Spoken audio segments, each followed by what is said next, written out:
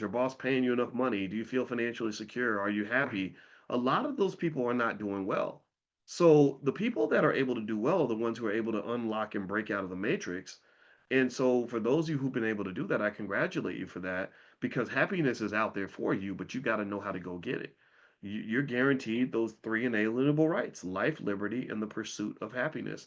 It doesn't give you life, liberty, and happiness. It gives you the pursuit of happiness, which means that happiness is not going to land in your lap. You got to go find it. And I talk to my daughter all the time about happiness. I don't even talk about like careers and then what job you want. I'm like, no, let's figure out happiness. What does that look like? Do you know what makes you happy? And once you know what makes you happy, are you free to pursue it? Do you have the courage to pursue it?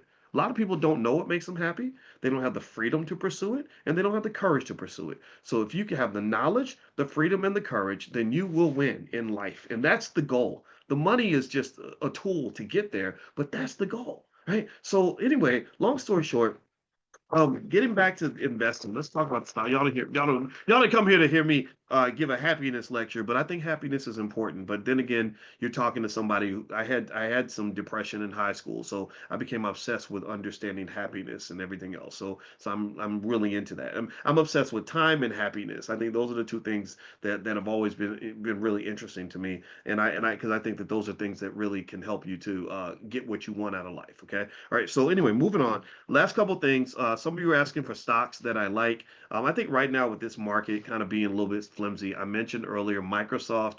I mentioned Google. I bought some more shares of Amazon. I'll probably buy some more today.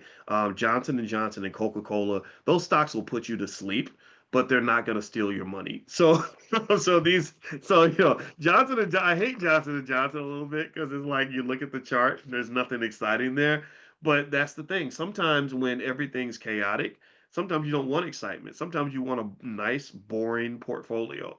So those are some stocks maybe worth looking at. Those are what you call low beta stocks. And so what's happened, low beta means if you have stocks that are if you have stocks that really overreact to whatever the market's doing, like kind of drama queen stocks, those are high beta stocks. Stocks that are just chill and cool all the time, that don't really like move that much, those are low beta. So right now there's a rotation. They call it a market rotation from high beta stocks to low beta stocks. And this is so Coca-Cola, Johnson Johnson, Microsoft. I mentioned those three. Those might be things worth looking at. All right. And these are stocks also that are like generational wealth transfer stocks, in my opinion. Like you just keep dollar costs. Oh, there's another piece I want to mention too.